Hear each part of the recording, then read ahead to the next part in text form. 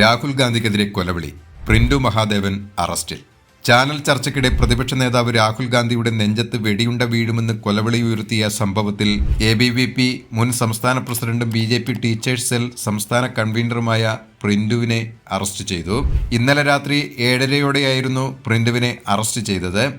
കലാപാഹ്വാനമടക്കം ചൂണ്ടിക്കാട്ടി ഭാരതീയ ന്യായ സംഹിതയിലെ 192, 352, 351 വകുപ്പുകൾ ചുമത്തി പോലീസ് കേസെടുത്തിരുന്നു. KPCC സെക്രട്ടറി CC ശ്രീകുമാർ നൽകിയ പരാതിയിലായിരുന്നു ഇപ്പോഴത്തെ ഈ അറസ്റ്റ്. ഒളിവിലായിരുന്ന പ്രിന്റുവിനെ തിരഞ്ഞ് BJP സംസ്ഥാന സമിതി അംഗം സുരേന്ദ്രൻ ഐനിക്കുന്നത്തിന്റെയും സഹോദരന്റെയും വീട്ടിൽ പരിശോധന നടത്തിയിരുന്നു പോലീസ്. അതേ തുടർന്ന് പോലീസ് വേട്ടയാടുന്നുവെന്ന് ആരോപിച്ച് BJP ഈസ്റ്റ് പോലീസ് സ്റ്റേഷനിലേക്ക് മാർച്ച് നടത്തിയിരുന്നു. ഇതിന് പിന്നാലെയാണ് പ്രിന്റു ഇപ്പോൾ അറസ്റ്റ് ചെയ്യപ്പെട്ടത്.